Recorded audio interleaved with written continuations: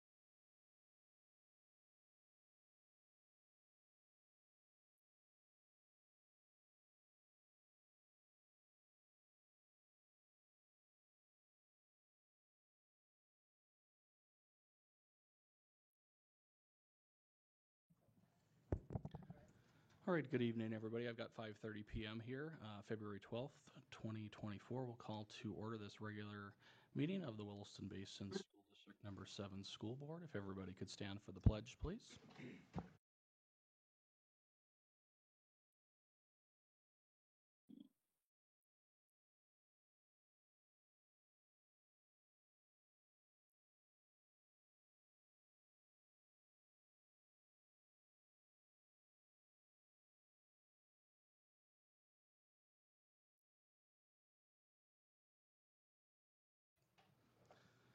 All right, good evening, everybody. Paul, if you can call the roll, please.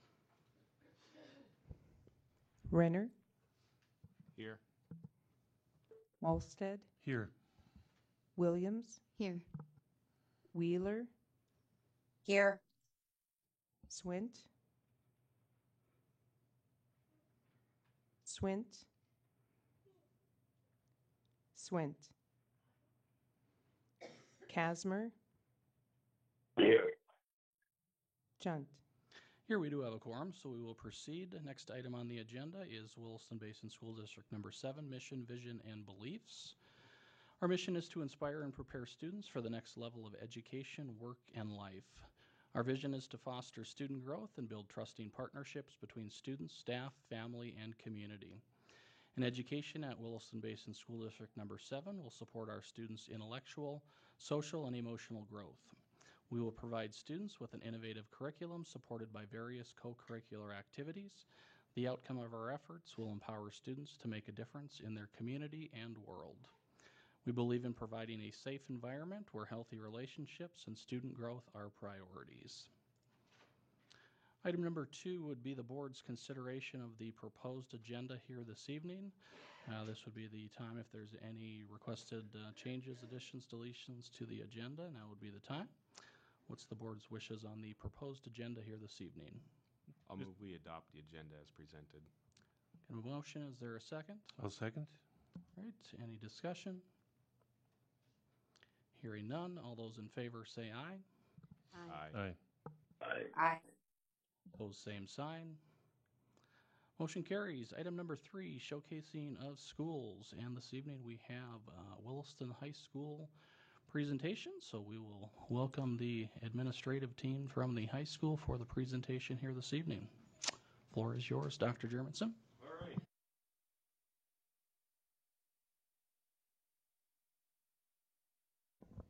Good evening, everybody. I'm glad that it's wireless because I like to talk. I like to walk around and talk. So, I always talk about we do great things at Williston High School, and tonight we are going to give you guys some proof that yes, we actually do amazing things at Williston High School.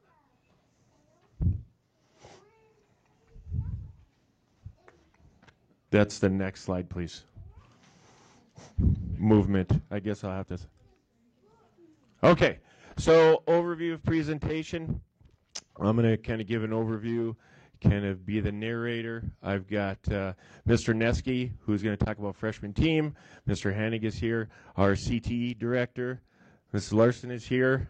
I have 2 interim APs right now, filling in for Mrs. Larson. And so Ms. Tanya Cummings is here. She's one of our interim APs. And Mr. Eric Rook, who is not here this evening, but he is also one of our interim principals. So, all right, start off with the next slide, please. The numbers. This was as of Friday. We have a lot of kids. 1,336. And you'll see in a slide or two that number varies greatly from day to day. Next slide, please. This is talking about next year. As you can see, this is about where we're at right now. I had 11 openings. These are the 11 that I'm looking for next year.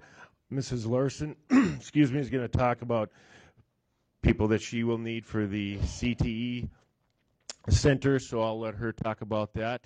But obviously, all of the schools are desperate need of more staff. Our old superintendent, Viola LaFountain, her and I coined this term, the Bakken Shuffle, and this is kind of what shows what most of our schools in the Williston Basin School District go through. You can see we started off 1502, 133 exited, and that's normal for the first month of school. But as you can see, we just kind of coming and going, people coming and going. So those are the obviously one of the challenges that we have at Wilson High School is there's a lot of kids coming and there's a lot of kids going as well. Next slide, please. So I want to introduce Mr. Dwayne Neske. He came here from the middle school, and he's done an amazing job this year with our freshman house and implementing some of these, I don't want to say middle school practices, but some things that they've used at the middle school, and he's implemented them with great success. And so, Mr. Neske, you want to tell us about all the great things that you've been in charge of and working on? One of the things that we've been doing is the freshman house, and what that really consists of is the core teachers for the freshmen all being in the same area. And I truly believe, this is my first time working up at the high school, but I truly believe that's something that is working. The kids are all right there, freshman English teacher 1 can talk to 2, can talk to 3 and find out what's going on and those kind of things. They have a teaming period, so they get together most, when they're not subbing, most every day.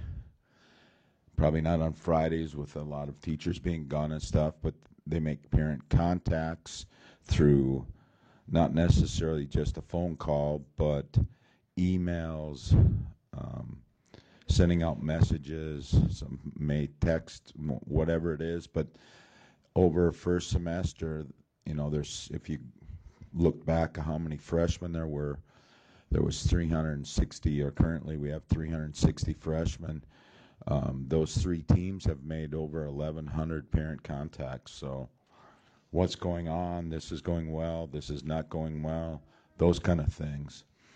The next thing on my agenda is the TSI, Targeted School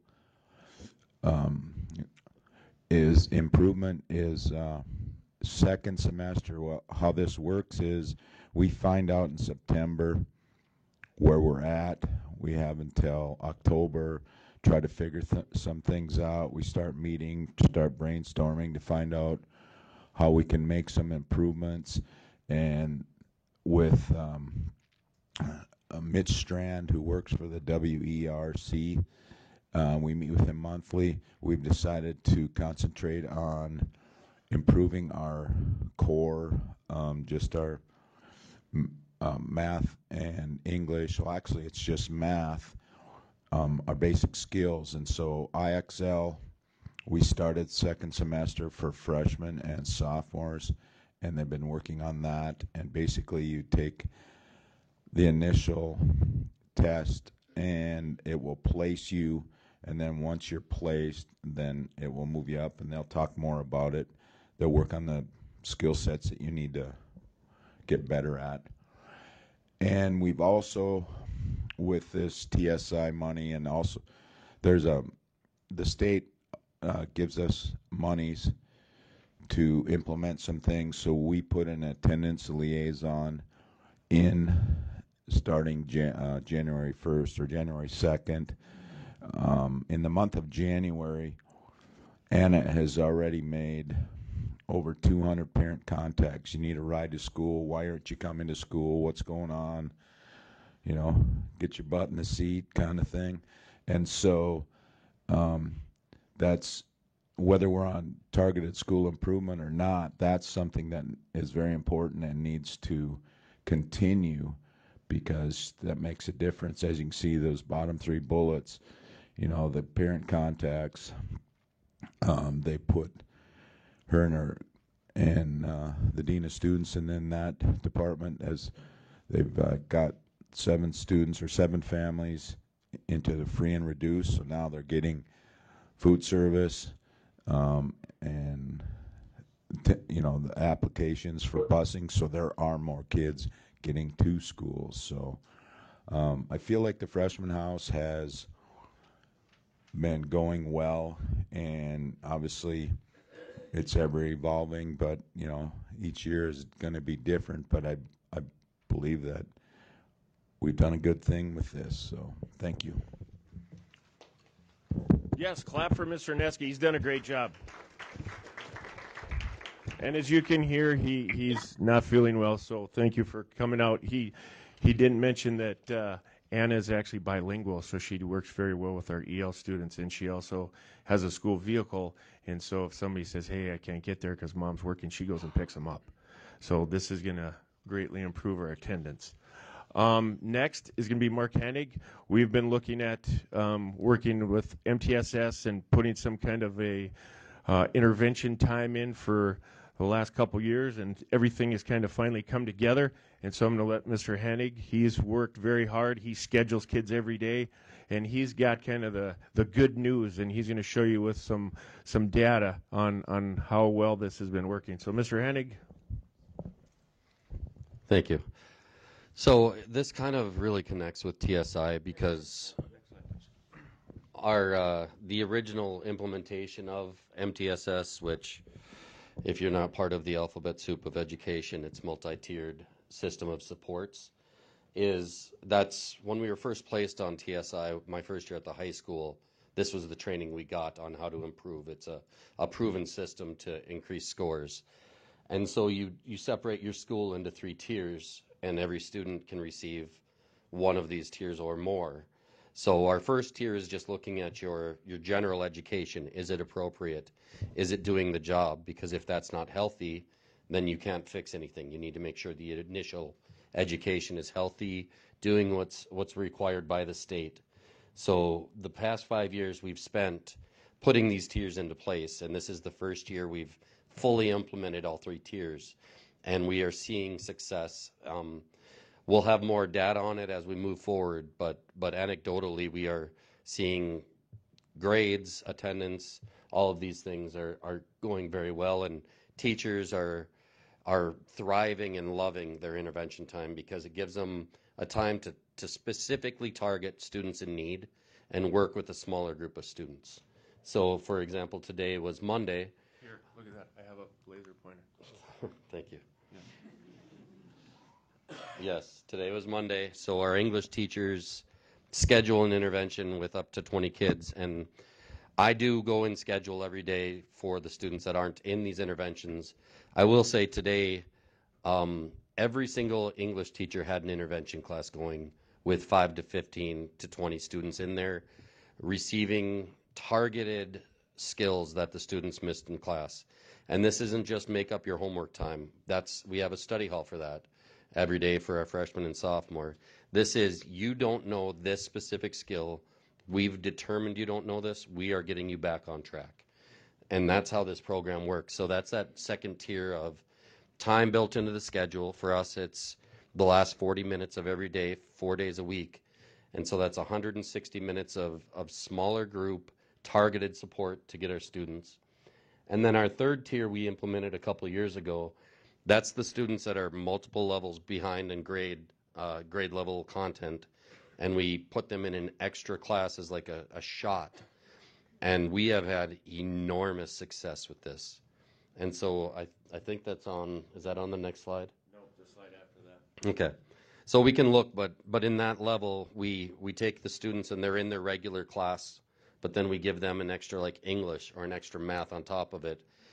And so we don't take them from the grade level class that they need, but we give them another class to build those skills up and make up that difference. And we have basically graduated out almost every student identified for this, with the exception of students that we then identify as possibly having a disability. So this is a way also to catch students that may have fallen through the cracks in special education, maybe because of the balk and shuffle, because those students are transient, and we get them skills, and if they're not able to learn from our intervention professionals and specialists, then we identify if they need the extra help of the IEP, and then we can get them that help instead. So it really serves a number of purposes. So last year you can see students receiving English intervention. This is the tier 3 level. These are the classes that they need to get up to like grade level reading, and you can see the number of students receiving interventions has decreased every year. And I will say last year we actually had to make a shift halfway through the semester because our interventionist who was doing this actually got every single sophomore that was in her class up to grade level. She worked her way out of a job. Basically, yes. So she had a full class of 20-some students that were all 2 or more grades below grade level. And by the first semester end, every single one of those that didn't end up having an IEP was at grade level through our program. So this has been an enormous success. And we're just trying to find more ways now to tweak it, to work, to go through. Up here is just part of my chart for scheduling interventions or study halls every day. You can see since the year began, there's a couple of interesting things. We've had, as of this date, I believe this was last week, Wednesday, we had scheduled 84 different days of intervention, 3,420 different sessions in which students either had a structured area to work on materials so they didn't have homework, hopefully, because the goal is to have them doing the work with the professionals. Because I know I hear from parents, and I know there's parents on the board, sometimes you can't help them. Like the materials are just difficult. We need the professional help. We have had teachers enroll 57,000 students during this time. That's just our different groups. The one that I love is this next one, the self-enrollments. A number of teachers open up a session for a student to sign up and go get help. So this year, 1,100 students have gone into the program, found the session of the teacher they wanted to get help from, and have enrolled themselves for help. And the goal is to continue to push that. So we enroll, you can see it's on the side there, you can see English is the top group. We do have a large amount of English teachers, so that makes sense. English and social studies are 2 departments where we're staffed to a point where they can schedule more, but the pie just shows that every department is using this to aid and to help themselves. So we can go, I think, not this slide, but we'll go one more. So then Mr. Neske was talking about IXL, and this is something that they're using at TSI to look at math, but we're also using it as a snapshot of where our students are at. So it does have a diagnostic. The students go in, they go into something called the Arena, and so this is a program, and it's built based on North Dakota State content standards. And then the questions correlate to the standards. So they take these quizzes and it shows them where they're at, and that's this average diagnostic area level. And it's pretty easy to read in that the first number correlates with the standards of that grade. So if it's a 600, 6th grade standards, 700, 7th grade standards, and so on. And the data just got normed, which means that the company was able to get enough data throughout the nation to tell us what the average student of that age should be at. And I will say the current diagnostic level for all of those are in the norm range of 50%. So it's showing us that we're averaging what the average of the nation is, but we want to push that.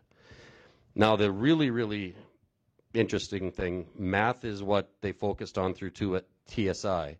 So on the left there, the math skills mastered, those are content level skills, things like algebraic equations, geometric formulas.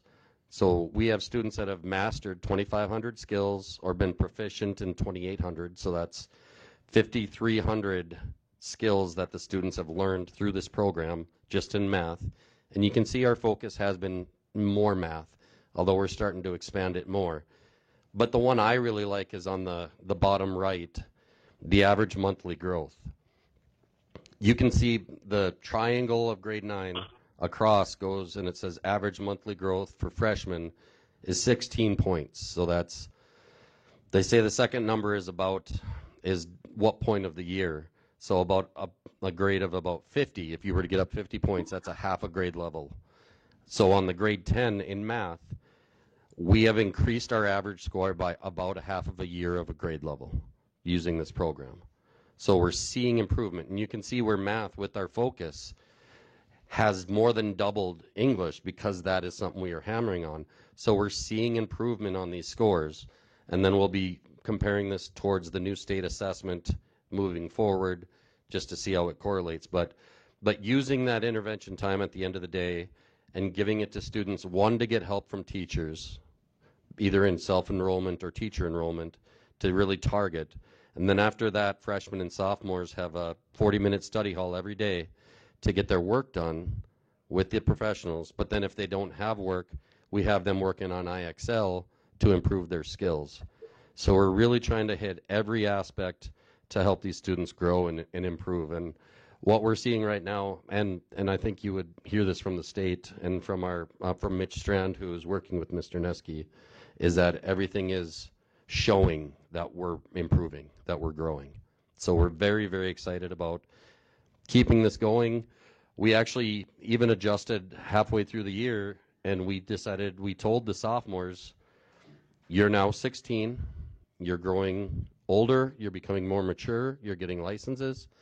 If you can show us that you can pass all of your classes, that you have no unexcused absences, because we know there's going to be absences. We live in an area where a storm can hit in a second. So we just want to know where they are because of our responsibility and with our attendance liaison. And if they show us that they're at about grade level, well, then maybe they don't need that study hall, but they'll always have it to go back to. But they can earn their way out just through some sort of, working hard and getting to where they need to be. So we're really, really excited about moving forward and continuing this and having this entire process in place. And I think that might be all I have. Thank you. All right, clap it up. Mr. Hennig has worked very hard this year, and every day he's scheduling hundreds of kids. So good job, Mr. Hennig. All right, Mrs. Larson, our new CTE director, is going to talk about CTE. Okay. Oh, I want this. Oh, okay. Okay. Otherwise, I forget. All right. So, Williston Basin CTE Center. This has been a while coming, and so it is very, very exciting that some of these pieces are starting to fall into place. This semester is a lot of planning for getting ready for the opening this next August. So some of the things that I have been up to, been working and meeting with all of our CTE teachers to talk about modes of delivery for our courses. So it's very easy for us to offer our in-person courses to students who are at Williston High School, but students who are in Ray or Granora, how are we going to offer some of our courses that our kids have access to those students as well? And so the teachers are very excited to do some hybrid model where there's some online, and then also where the students would come to the center to do the lab pieces. So after that, we created a course catalog. The course catalog has been out to our member school districts. Next step is working with those school districts to find out our enrollment numbers. Also been coordinating with area superintendents to get their board members so that we can work towards a first board meeting for the center. And so we do have our board members for Williston Basin School District, so thank you. I'm excited. You should be hearing from me shortly. Next slide. One of the exciting things about CTE is that career and technical education, I guess for those that don't know the education lingo, is it's all about getting kids ready for life after high school, whether that's skills or academics, and partnering with our area workforce to create those opportunities. And so a couple of the new courses that we're offering at the center this next school year are super exciting. One, because we have these cool opportunities for our students, but also in the way that these courses have come about. And so the first one is the firefighting course. So we currently already offer EMT. So our fire department said, hey, Williston Fire Department said, hey, we'd like to partner and offer firefighting. So kids as juniors could take EMT and as seniors could take Fire 1 and Fire 2. And when they graduate, they will be ready to start working right at the fire department, and they will have all the training that they need. So the fact that that fire department said, hey, we have a need, help us fill this. CAD, computer-aided drafting and design, came about in a similar way. Technology and engineering is a CTE pathway that we currently don't offer a lot of courses. And Lonnie Fleck with Interstate Engineering emailed and said, hey, we should offer a CAD class. And I said, yes, I would love to, but I don't know how to find an engineer that wants to work for a teacher's salary. So she had some connections with the NDSCS out of Wapaton, and she has connected me with them, and we will be offering dual credit CAD and blueprint reading for our kids who want to go into those kinds of things. I have a meeting next week with Dr. Fadley and all the people who work with all the money pieces, and we're hoping to add some more instructors in the health science area, welding, agriculture, and then information technology. So if you know people in those industries that want to come and work with our students, reach out because there are some ways that we can get you certified even if you haven't done teacher school because you're an expert in your field and you can come in to teach that way. Then construction update. These are, I think, like a week and a half old now. And so these are not the most up to date. I guess we had to do this last Friday, and I got the newest update. But the building is broken into 3 different areas, A, B, and C. C is the area closest to our current building, and that is the one that they've been working on first. And actually, the painting started today. So they are painting the walls in that part. Area B is just about ready to be painted.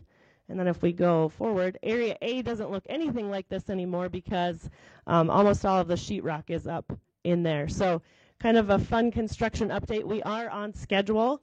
We are within budget. And so the next big items are finalizing the furniture for the bids, working on the new equipment that needs to get into that building, and then a plan for moving out and then moving in. So we'll be moving out some of the places from our current CTE center into the new one. So we're very excited about all these opportunities for our students. All right, clap it up for our CT director. All right, next slide, please. I'm going to talk about our career counselor who works very closely with Mrs. Larson. That's Haley Janot. And these are some numbers that she got for me, and shows kind of what we're actually doing as far as trying to get, as our mission statement at the high school is to prepare students for that next level of education, work, or life. And so we had a career fair in November. We had about half our students, juniors, seniors, and they got to run into 64 exhibitors and industry partners. So these are businesses, and I remember the one company was an oil field company, and they fly drones up and down pipelines, and we have a drone program at the high school, and so it was just crowded around there, and kids were like, hey, you can fly a drone for a real job. And so this is, like I said, more for careers. We're hosting a job fair Wednesday, March 27th, and that's actually for hiring of students. And so all of the businesses, I mean, you got the ARC, you got McDonald's, you got everywhere, and they're looking for students for summer employees, and so that's our job fair coming up. We also, as what Audrey was talking about, look at that. We have 4 students that are working in an apprentice program for electrical, and all 3 are working with Expanse Electric or Triangle Electric. And if you know about, like, for the last 4 years, we've had a signing day. So we have a signing day. If you've seen Mr. Conley do signings for the athletics, we do signing for people that go into the workforce. And so there'll be 3 electricians, journeyman, apprentice, right? So that's amazing. Job shadow experience, trying to get kids in and check out, do I want to do that job? And we just have been working with Dr. Fadley on the permission slip, and Haley opened it up and she had 34 applicants in 2 days. We have her assistant, Jana Mishke. Next slide, please. She's also, Ms. Janot's been working with the North Dakota Center for Distance Ed, and right now we have 160 course enrollments. This is coming from House Bill 1376, where the school pays for those classes that we don't offer. And so you can see, like, engineering, criminology, animal science, things we don't offer that kids can still take. She's looking at an industry tour. Last year we did energy. We're going to go into the construction field. She does exploration planning. And then dual credit. She's been working with the college, and we actually have the college. They have an office up at the high school, and they are working with our students and some cool stuff on the next slide. But hold on. 206 dual credit courses this spring. Well, so my example is, little Jason could be taking 3 courses, but that's a lot of classes that our kids are able to get college credit for, and 108 dual credit that are online. And so we've been working with Dr. Atala, the Vice President for Academic Affairs over there, and we have some pretty cool opportunities. Right now we have 1 junior and 5 sophomores on track to graduate with their associates right after they get their high school diploma. Next year, the college is willing to send over teachers to teach their dual credit classes at the high school.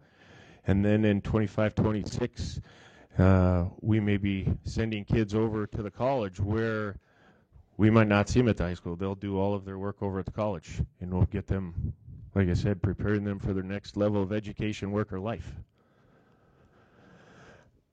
This is kind of my pride and joy. All of the schools had to do staff surveys with Vital Network and saw how your staff is doing, and so all of the teachers and janitors and everybody had to do this survey, and it was on a 7-point Likert scale, going from strongly disagree to agree to strongly agree, and so anything above 5 was good. And so I always talk about at the high school, I want to make it the best place to work and for our students to be at. I want it to be a great place for everybody, and so these are some of the numbers that I pulled off of the Vital Network. My building administration acknowledges the good work I do. My school is a positive place to work. Adults in my school establish good relationships, and I feel physically safe at school. And then the next slide, these are the Vital Network's words, not mine. Camaraderie and mutual support are clearly strong. Even as the challenges of daily tasks, personal milestones, there's a culture that values well-being. Overall, it's fair to say educators enthusiastically agree that their school is a positive place to work. Like I said, I take that to heart. This sentiment comes with a few notes on improvement, and obviously we have 125 people working there. We have things to work on, but overall we have a good staff, and we do a good job. So looking at next year, obviously graduating 281 and 385 are coming in, so we will be needing more staff. Starting about 1435 right now. We have great relationships with Williston State, great things that Mrs. Larson is doing at the Wilson Basin Career and Tech Center, and then our freshman house and our intervention, we are just building on success. And so my last slide, as I said, I always talk about we do great things at Wilson High School. Hopefully I proved that absolutely yes, you guys do great things at Wilson High School. So thank you.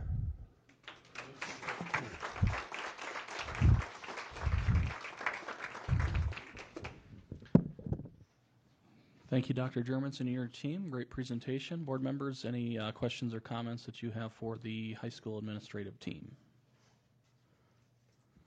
Mr. Germanson, first of all, I'll say last fall I was at the career fair representing Job Service for whom I work, and one of the HR directors that was there working for the fire department and our EMTs did not know my role as a board member, so this is unsolicited, said students coming out of the EMT program and entering into the EMT workforce are some of the best trained individuals they've ever seen, and they're really highly impressed, so kudos to you and the team. A question for any one of the leading educators is I'm listening to all of you. I love the enthusiasm and everything we've saw. This is terrific. I'm just wondering what educational challenges are unique, do you believe, to the Williston School District? What are the educational challenges unique to us, and what are similar to other school districts in our state? How much time do we have?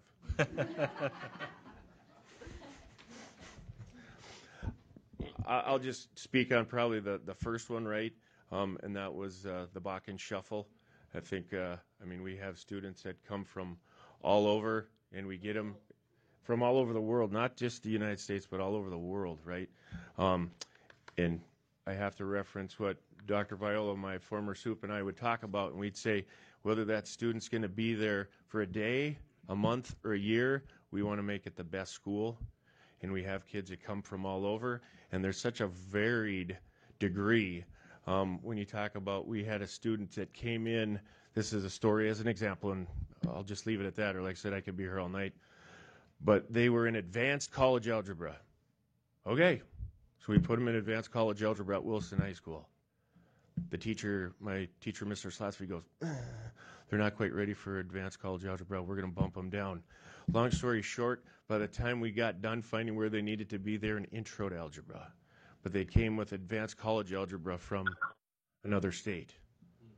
So trying to get everybody on the right, in the right ship to get the right message. So.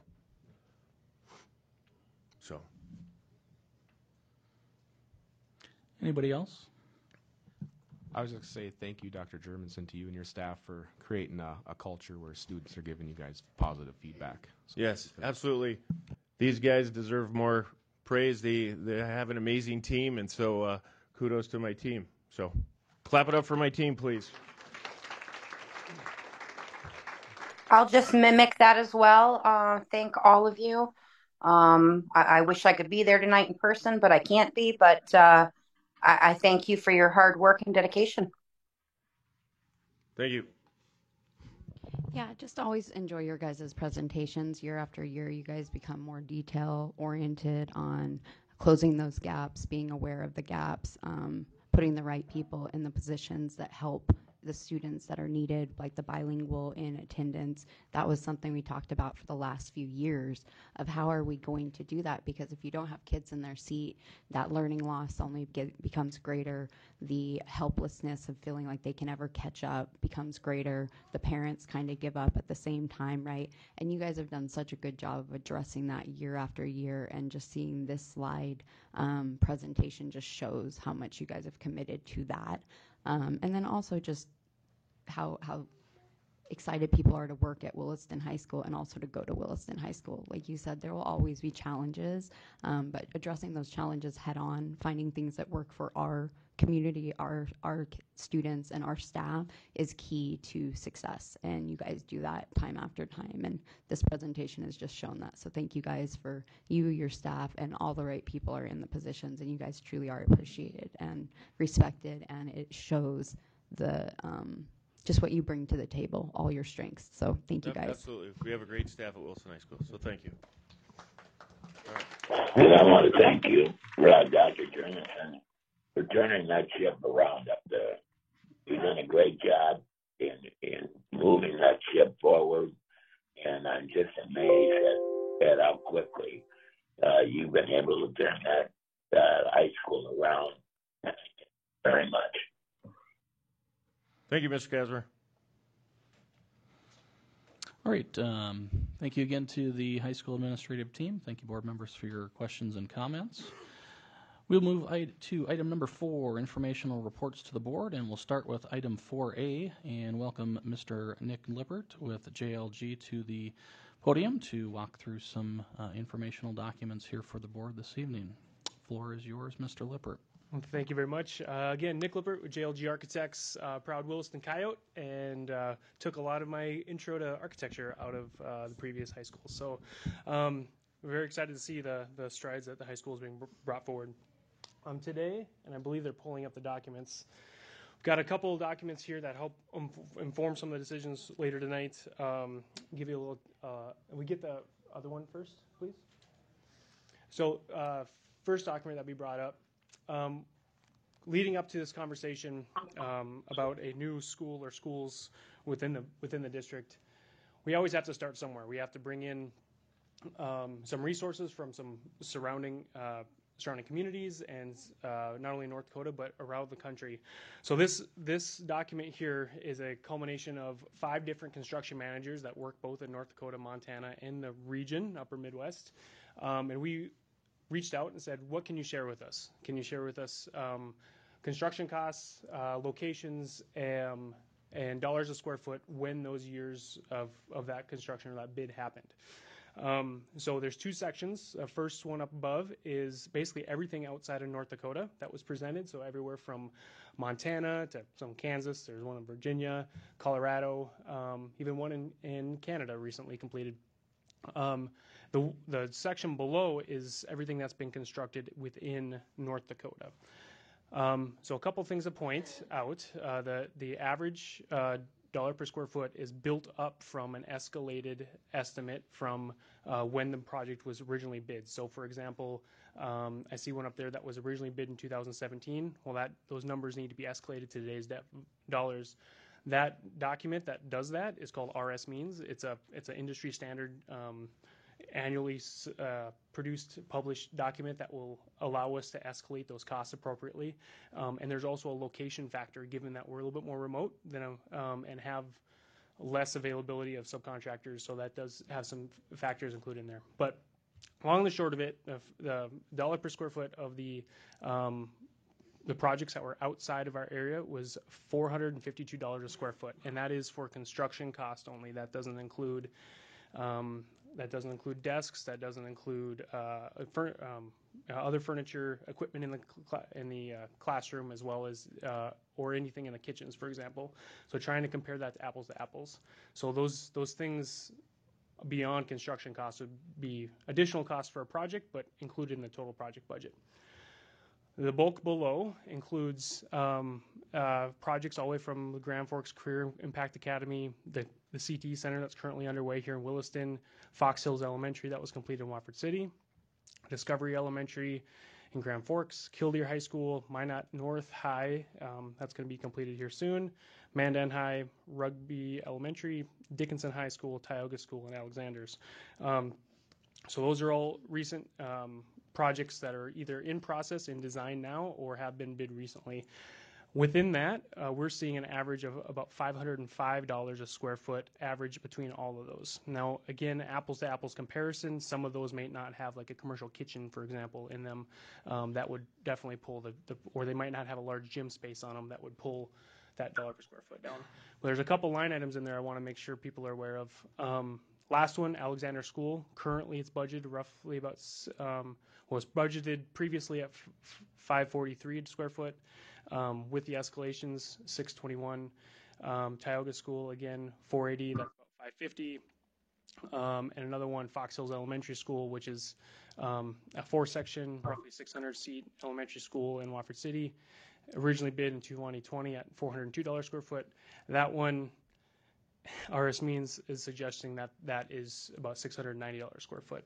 So there's definitely some area-specific, Western North Dakota-specific projects that are driving this, but this is all good context coming back. So before I move on, any questions on this document or how it was compiled? And again, these are projects that either have been built out or are currently in design as of right now. Board members, any questions that you have for Nick at this point? Certainly once we get to some of the agenda items specific to the board action regarding a potential bond, open for discussion and questions at that point as well. Okay, I know all good news, sorry. So we'll go to the next document. So as part of this, then the exercise becomes, okay, what are we looking at roughly a 600-student school? That would be about, we're currently right now just under 80,000 square feet overall. Again, we're basing it off of a previous design we know will be going through further iterations. That process will be upcoming and forthcoming, but trying to keep it apples to apples in the growth of that. Again, the construction costs, those dollars per square foot, should correlate back to what we saw in the previous chart. But back in 2020, the suspense, top left, budget summary. Thank you. So yeah, back in 2020, that was roughly a $26.2 million construction cost project for, again, 600-student school on a roughly 10, 11 acre site. To 2023, those numbers, we had those updated they were roughly about 41.7. And then today, coming in earlier, I think about a month ago, we're looking at about 47.5 for those, including contingencies, design contingencies, and escalation for a spring start of 25. Some of the variables here, we're dealing with new sites. Previously, we had some pretty well-defined sites, but we're going to have to start with new. There's some intricacies as part of that. So those are some variables with that design contingency. We hope to cut that down as that becomes more clear. The soft costs below are everything that would be needed for the project to basically make a house a home, having fixtures, furnishings, equipment, technology, design fees, special inspections, and also on the far right column, we have included land purchase and infrastructure development, knowing that there's at least at one of the sites we're going to need some infrastructure development there as well. So all that coming together at just under 55 for a 600 student school. We do know that there's opportunities here for savings. Not only within design, of course, building systems. So there's something we're looking at right now, whether it's a precast or just a traditional frame structure. So those are being vetted of what may be best, but also programmatically. So our biggest way to gain on this is square footage. The less square footage you build, at that square footage, it's $1 per square foot. It's going to add up very quickly. So we're really looking at some options. We have about 5 or 6 different options now that we're eager to come to the district and the committee to be able to talk through and see if there's any way to potentially pull back on this number right now. But as if we're sitting today, we're roughly about 55. Any questions on this? Board members, any questions for Mr. Lippert at this point? Okay, and I will be around later. I'm supposed to be building a Valentine's Day gift box tonight, but we'll be here for the rest of this. All right. All right. Thanks, So if there's Nick. nothing else, thank you. What's the estimated cost Yep. on that box? What's that? All right. Thank you. I'll be back. All right, second informational report for the board this evening is from Mr. Brian Osowski with AMCO, and we'll welcome him to the podium here to walk through a few documents. So, floor is yours, Mr. Osowski. Well, board members, thank you. Again, my name is Brian Osowski with AMCO Advisors. We are a registered municipal advising firm, and we have put some information together regarding the school if it was to look at a potential bond issuance, a couple of different variables based on the information that you were just presented. Just around 55 million for one school, and as I've been understanding that there would be some funds that would be available to apply towards those construction costs to reduce the size of the bond. So I think you have a couple different variables. Maybe what I'll go over first is the $35 million option, if that works. Okay, I'm not sure how it lays out in your packet. But basically, based on, again, the information, the cost of the 55 million, with the 20 million used to buy that down to 35, that would, based on interest rates today, you're looking at a mill rate right around 9.93 is what the mill rate. What does that mean on a value of 100,000, a true and full value of 100,000 on a home?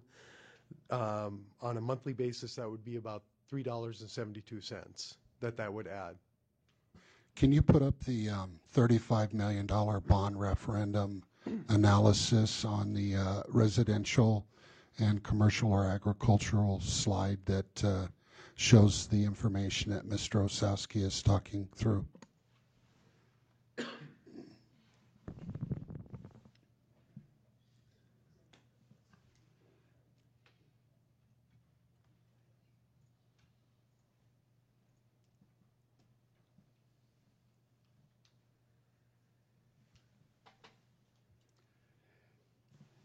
Thank you. Yeah, so this is a calculator that we did for the school district that would allow anyone within the school district to put in their full and true value of their home. So this is the 35 million. They would just choose the property type, breaks it down by residential, commercial, or agricultural. Ag is taxed at a little different factor than residential, so that's why it would come up with a different valuation. And then they can put in their true and full value of their home, and it would tell them what the monthly tax impact would be based on a $35 million bond issuance based on today's interest rates. There is a slide that shows an amortization schedule. I don't know if that would be helpful to show to the board or to the audience as well, that shows how these figures are we came up with the figures based on the 35 million. It shows the principal and interest payments, total payments, what the interest rate today, but basically the average payment on a 35 million over the 20 years, again, a general obligation bond, you can only go 20 years. That would be the slide titled 35 million GO school building bonds.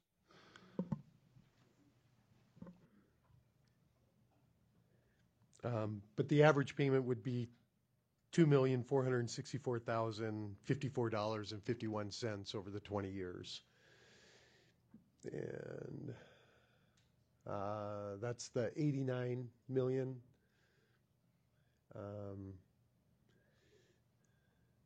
There should be one for 35.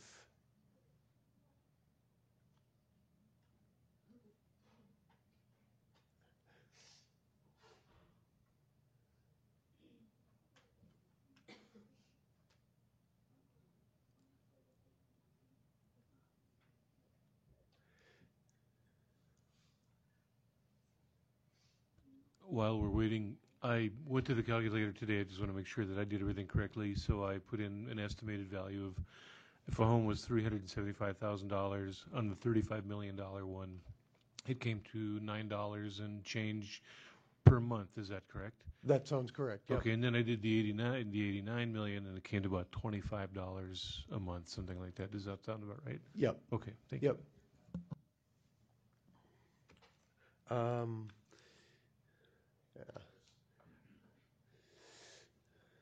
And basically the mill rate, the way it's calculated is based on the total taxable value of the school district, which is, I did put at the top, if you wouldn't mind scrolling to the top a little bit. So the total taxable value, excluding some tax increment finance districts, is the 247,937,564. So that's the total taxable value in the district. And again, so what you do is you take your total P&I payments divided by that taxable value, and then times 1,000, and that's how you get your mill rate. And if you scroll down a little bit, right now you're looking at an average interest rate of about 3.5% over the 20 years. And so we did that for the 89 million as well. And the 89 million, again, basically $255 million times 2, the 20 million, maybe a little bit of getting it to that 89, and did the same calculations and estimates. But obviously it's a little bit more than double. So that average payment is $6,266,098.75. So obviously it increases. It does increase the amount that would be part of your tax bill. Again, a little bit more than double. Maybe one last slide. I'm not sure how this slide is listed. That would be the tax dollars bar chart 240124.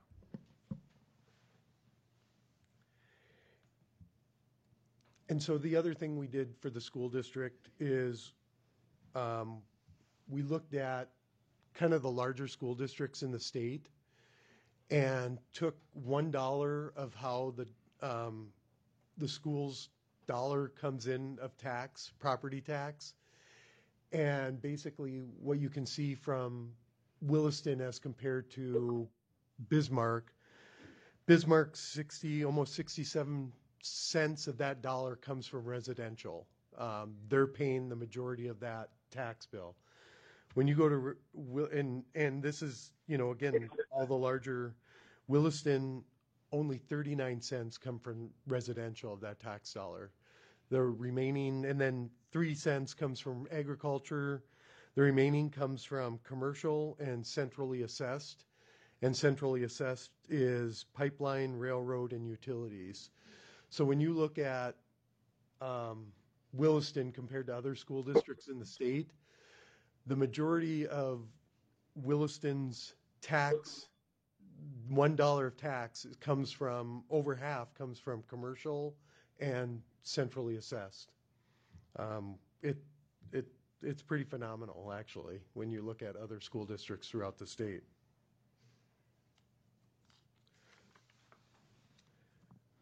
And these were based on 23 values, so these are current, up to date.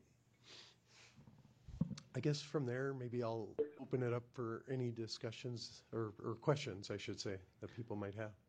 Brian, could you speak to the mills that were illustrated in the examples? Does that factor in any sort of funding that the school district might receive from the school construction loan fund that's administered by the Bank of North Dakota? That's a great question, and no, it does not. If anything, hopefully it's a conservative estimate. The school construction loan program, it's SCARLIF, is how they, the acronym for it.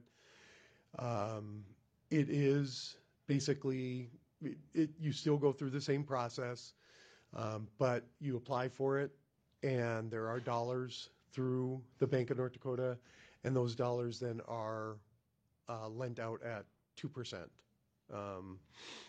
for the 20 years. So it actually, obviously, you could cut off 1.5 points based on the estimates we had. Good question. All right, board members, any questions that you have for Mr. Rosowski at this point in time? Like I mentioned, him and Mr. Lippert will be sticking around once we get to the actual agenda items related to the action by the board this evening on the bonds. I'll open it up to the board first, and then I'll come back to you, Dr. Fadley. All right, Dr. Fadley. Brian, can you speak a little bit to our debt ceiling limit in terms of the school district? Yeah, good question. I apologize, I don't have that particular figure in front of me, but I believe offhand the school has available, so your debt ceiling limit is based off of your assessed value. It's 5% of the district's assessed value, which you take that taxable value that we showed of the $247 million, and you convert that to an assessed value based on the different factors that different properties are assessed at. And again, that comes out to roughly $124 million. And then based on the outstanding general obligation bonds that the district has outstanding, you actually have about $94 million available in your debt capacity. Thank you. I think it's roughly just shy of 95 million. I think actually with a couple, throughout this year, you'll get over that 95 million. All right. Thank you, Mr. Osowski. We'll probably come back to you here in a little bit once we get to a couple other agenda items, possibly with some questions. So, okay. Thank you. Thank you. All right, item number 5, matters reserved for board action. Item 5A would be the board's consideration of my resignation as an officer of the school board. Last Monday, February 5th, I did notify the board of my intentions of stepping down here this evening as an officer of the board. I do intend on completing my term as a board member, which runs through June 30th, 2025. So I'm looking for the board's action and consideration of my resignation this evening as president of the school board.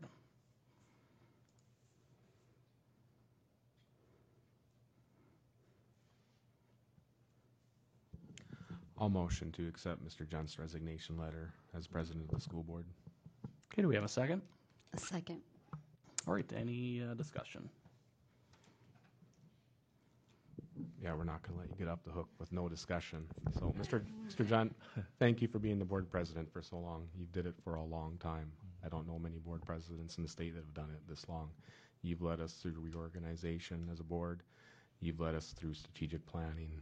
You've led us through long-range facilities plannings, 2 teachers negotiations, a hiring of a superintendent, the hiring of a business manager. So thank you very much for doing that.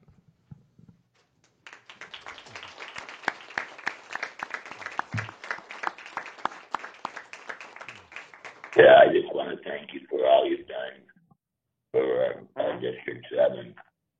You've done an amazing job, and I want to thank you all the work that you put in in doing this. It's an amazing amount of work I know that you put in for doing this job. I'm not sure that anybody else could have done it, and I really want to thank you. I learned a lot from you, and I just want to thank you for doing the work you did. Thank you, Mr. Renner and Mr. Kasmer. Anybody else? Any discussion? Mr. Chairman, I appreciate the professionalism and preparedness to which you bring to our board table. And being the freshman on the board, I've not had the privilege to serve you as the board president for as long as the rest of the members, but in my short tenure with you, I have sincerely appreciated how you've led us, and again, with the professionalism, the professional decorum. Thank you to you and your family for giving yourselves to the school district. Thank you. Thank you, Mr. Wallstead.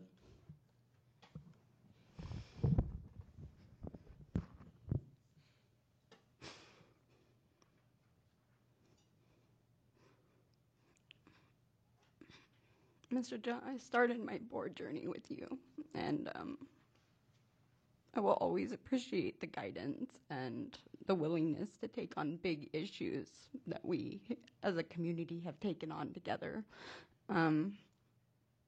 Your preparedness, your leadership, your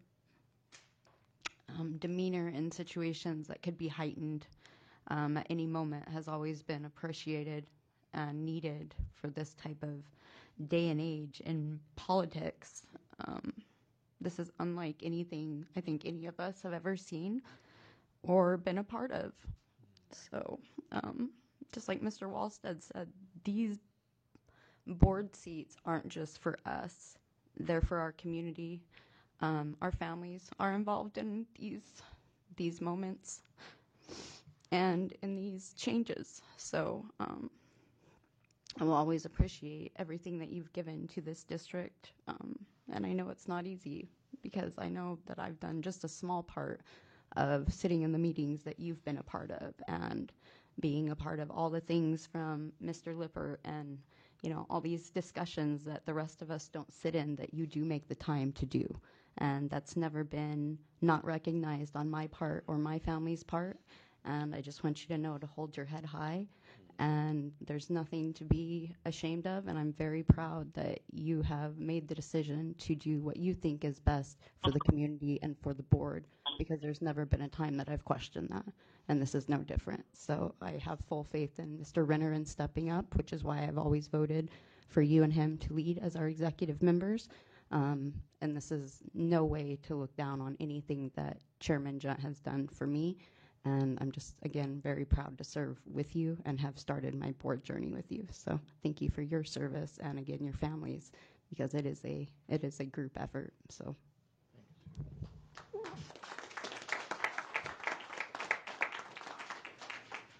Thank you, Ms. Williams. Dr. Fadley? I just wanted to say thank you, Chris, for your service to this community as president of this board. The things that have been accomplished in the school district over the last several years, and including the last two, have been extremely challenging. But I have appreciated having a board president that always made the decisions or guided the decisions and the conversation on not what was the most popular, but what was in the best interest of the students and staff in this organization. I've seen a lot of presidents in my 16 years as the superintendent of schools, and I can tell you, you are among the best that I've ever worked with. So thank you for your dedication to this community and this district, and I look forward to continuing to work with you as a board member.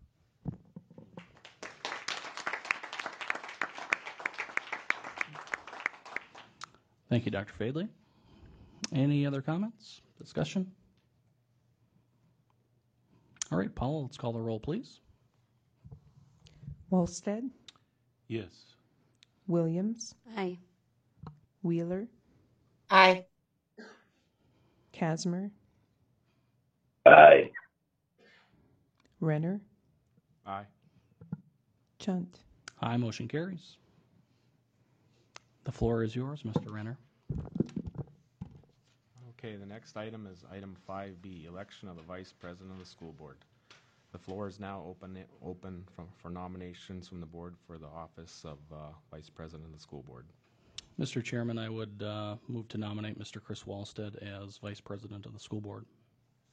Okay, we have. I'll second that. We don't need a second, Mr. Casmer. We have a nomination for Mr. Wallstead. Is there any other nominations? Okay.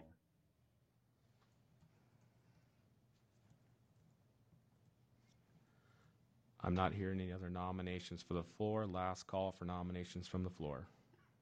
Okay, nominations are closed. Since there are no other nominations, Robert's Rules of Order says we don't have to vote on it. Mr. Wallstead, you're the new vice president.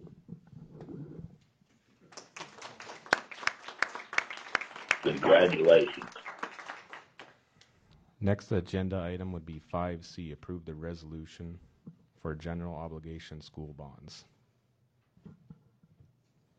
Mr. Chairman, I would move to approve the initial resolution for general obligation school building bonds with option of $35 million bond.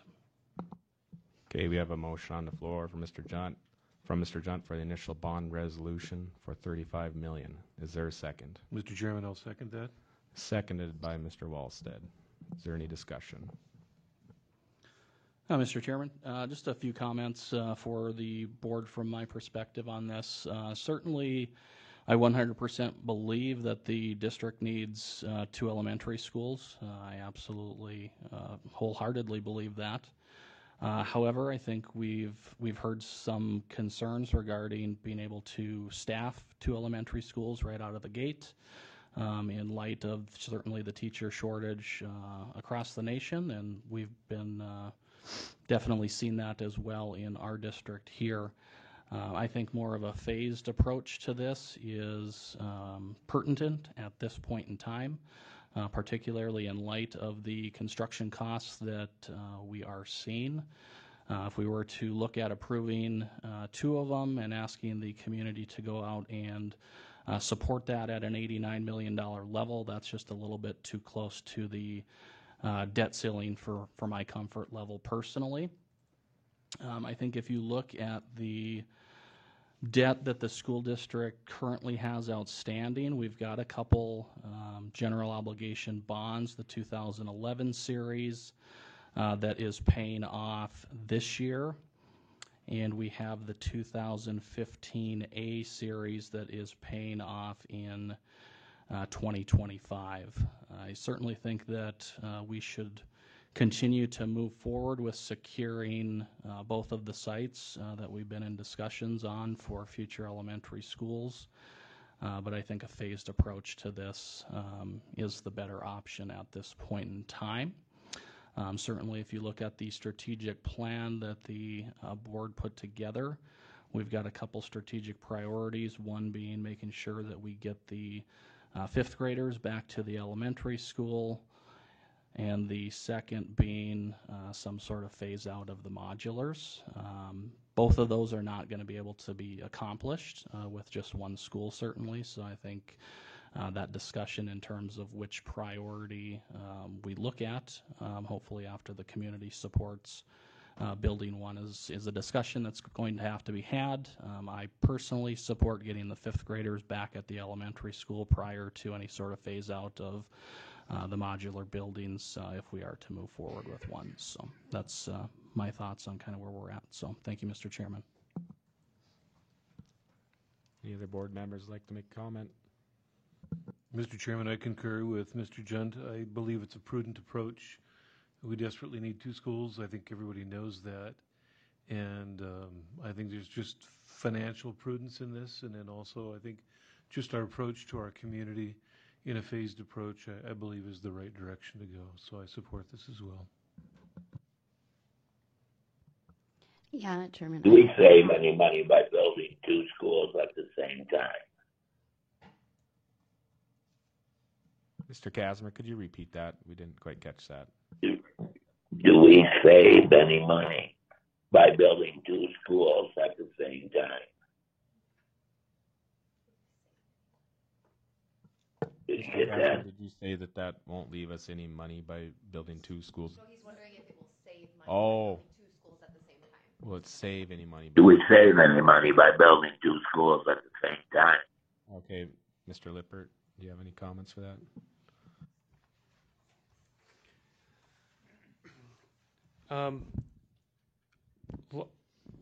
Long answer. A short answer for the long duration of that. Yes, it likely would save you up front. And not only if you were to build everything now and get the 2 buildings in, number one, we're not going to see continued escalation for potential 3 years or so until that other building comes online. And also, there is some efficiencies if we were able to bid essentially one bigger project, even though they're 2 structures together. There might be some efficiencies there with subcontractors. What that dollar amount is and what that would be, it's hard to say. At the scale of the project that we're talking now, I think it's a good size project. It's probably one of the larger projects for this community, for the subcontractor market to absorb. So yes, you would yes, you would save just because you're doing it sooner versus later. So.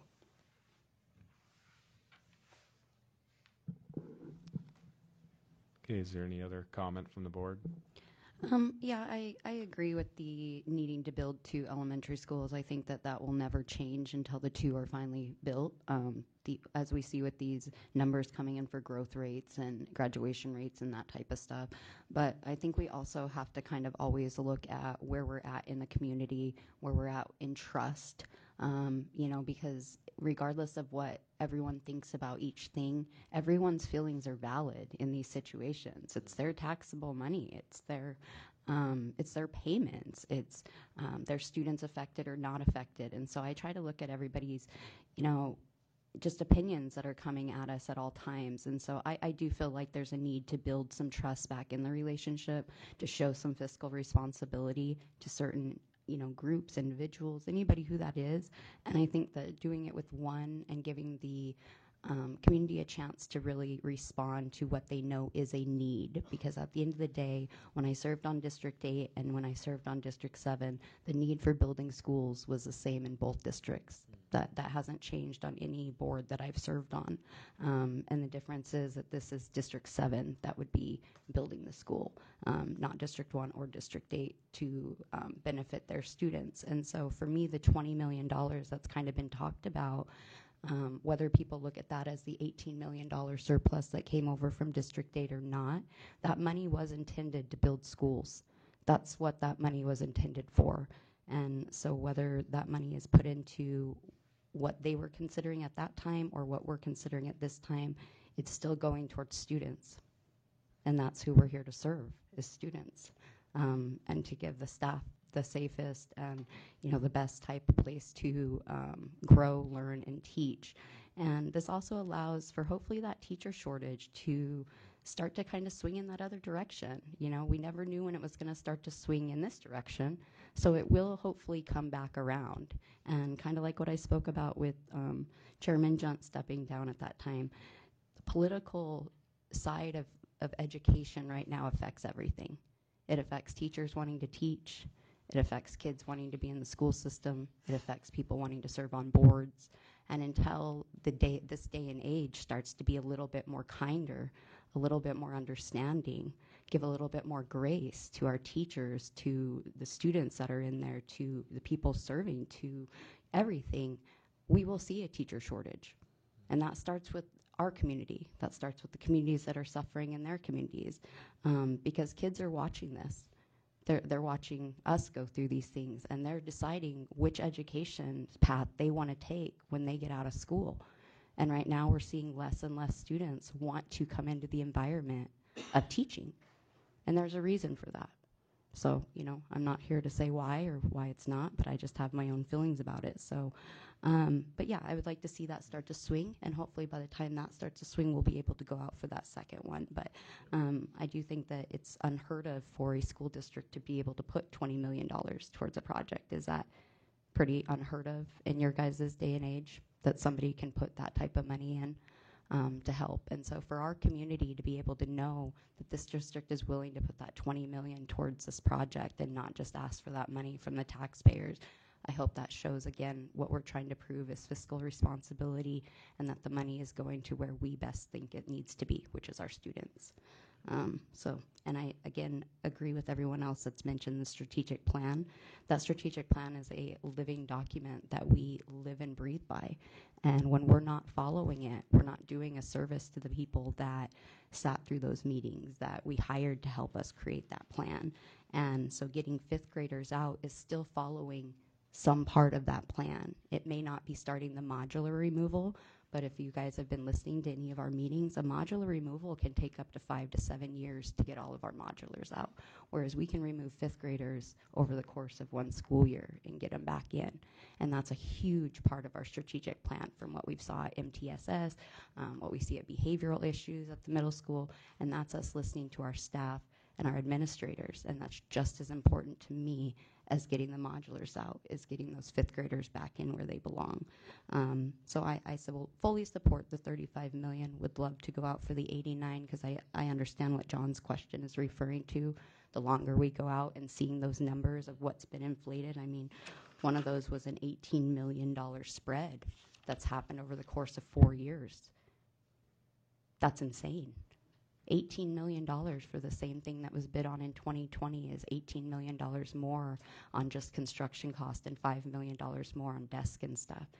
It's $23 million that those taxpayers originally said they were okay with, and now have to go back and decide what they're going to do, so in that school district. So I see the fear of what inflation and escalation can do, but I also see what not doing anything has done.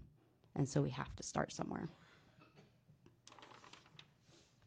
Thank you, Mrs. Williams. Dr. Pavley,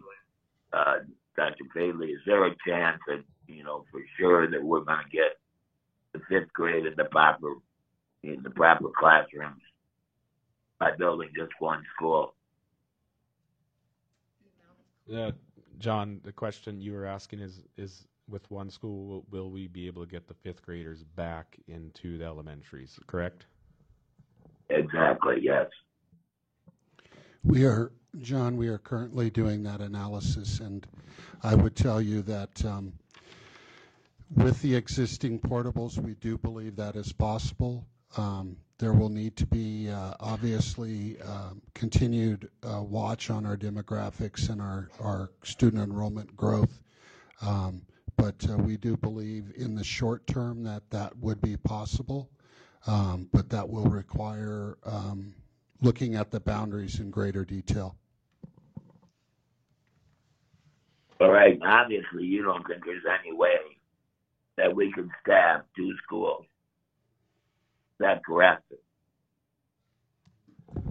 John, did you say you don't believe? Or you're I want to ask Dr. Fagley if he doesn't believe that we could staff 2 schools. If we were to build 2, would we be able to even have the staff? Yeah. John, I think that building 2 schools right now, it would be extremely difficult for us to staff them based on the number of openings we currently have. I think there are a lot of things that are in place at the state level to try to work on increased numbers of teaching applicants that we would have an opportunity to hire. Just this morning, Mrs. Ratzak and I met with the University of Mary talking about a para to a teacher program where those individual paras that have a 2-year associate's degree would receive full tuition and cost for them getting their teaching degrees. So I think there are some things in place that are going to help that issue, but we're no different than anywhere in the United States at the present time, and we are hard pressed to fill our open positions. So I think a phased approach to this process is not only will it allow us to continue the work that we're doing with recruitment and retention, with Vital Network to improve overall culture in our school district, but it will also get to Mr. Junt's earlier comments, will also allow us to listen to the voice of the community through our forums that we held and the electronic submissions that we received on the surveys.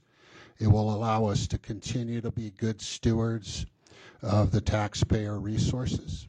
And as the debt falls off in the future, I think we can take another look at it and be able to mitigate the tax implications that we have in our community. And I think it will be a better solution than to borrow close to our debt ceiling with an $89 million bond. I'm not comfortable with that.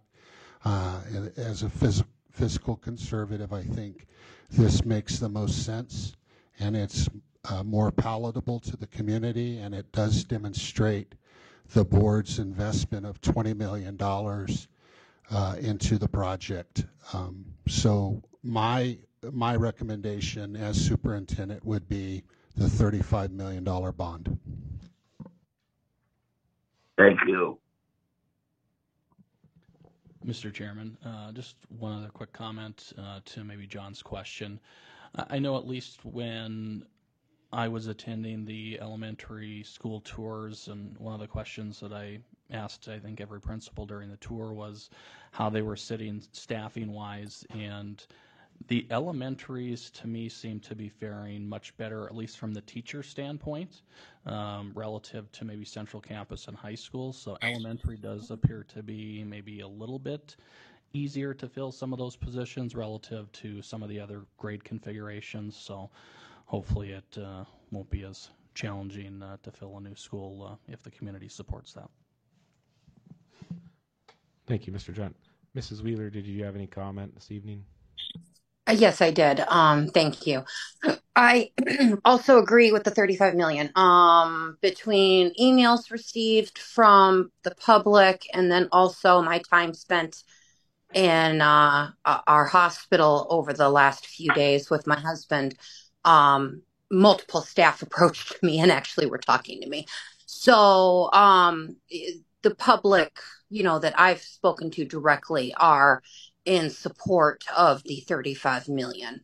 And getting the numbers on our existing debt ceiling, if indeed those numbers are accurate, which I have no reason to presume that they're not, then I would also agree that 35 million makes a lot more sense, and it is responsible. Thank you, Mrs. Wheeler. Is there any other comments any board members would like to make? I would agree with everything that's said, so I'm not going to repeat anything. But if there's no other comments, Paula, you can call the roll. Williams, Aye. Wheeler, Aye. Casmer, Aye. Junt, Aye. Walstead, Yes. Renner. Aye. Motion passes 6-0. The next agenda item would be 5D. So there's 3 documents in here that we'll have to approve relating to the $35 million bond. It'd be the resolution calling for an election for $35 million, a notice of a special bond election for $35 million, and an official ballot for $35 million. What's the board's wishes?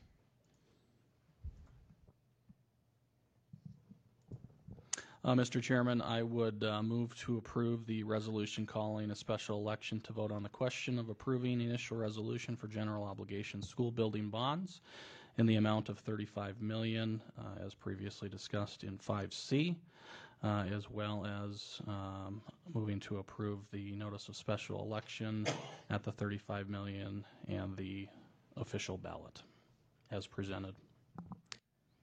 Okay, we have a motion by Mr. Junt. Is there a second? Chairman, I'll second that. Seconded by Mr. Walstead. Is there any discussion? So just for clarification for myself, so we're going to have, in essence, 2 questions. One question being, can we go out for the bond? And the other question being approval of the bond in layman's terms. Is that accurate? No, it's just one question on the ballot, but these documents are different documents that we have to file. No, I understand that. I was just asking because I just wanted for clarification for myself. So when we put out the vote to the public, there's only going to be one question. There's not going to be anything else, right? Yes, that's correct. Okay. Is there any other additional comments from the board or questions? Yeah, I have one other one, and I've asked this question before in the past, so I just, I don't want to beat a dead horse, and I apologize, but because we have the reorganization and we're under the 5-year limit, is there anything extra that we need to be doing, or is that the only thing that we need to do? Unfortunately, Century Code is vague.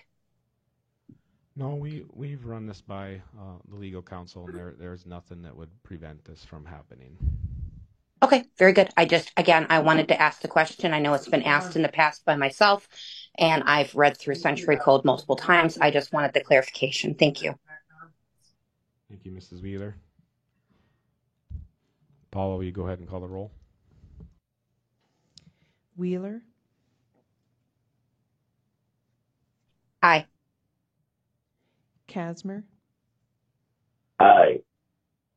Junt, Aye. Walstead, Yes. Williams, Aye. Renner. Aye. Motion passes 6-0. Next agenda item would be 5E, approve the resolution authorizing the application for construction approval and application for school construction fund. So this is the approval from DPI that we would need. Motion to approve the resolution authorizing the application for construction approval and application for school construction fund loan, resolution for DPI approval at $35 million. Okay, motion. I'll second that. Mrs. Williams, is there a second? I'll second. Seconded by Mr. Casmer. Is there any discussion?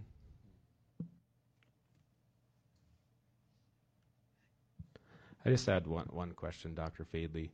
So the school construction loan that's available, is it currently being used by any other districts in the state that you're aware of this year? For this current school year, yes.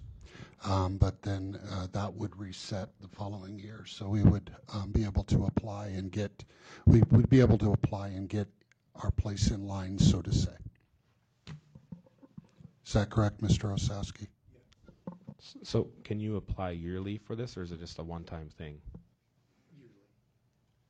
You're allowed to apply yearly for this. Okay. Yeah, go ahead, Mr. Again, thank you. It is a revolving loan fund that has been set up through the state.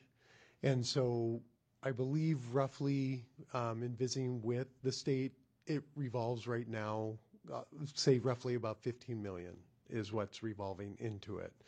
Hopefully that'll grow, as people have used it. But yes, every year then that becomes available. Hopefully, again, we're coming up on another legislative session. Hopefully they'll recognize the need that more dollars maybe need to go in there as well. But as of right now, it's just revolving what it has lent out and then becomes available annually.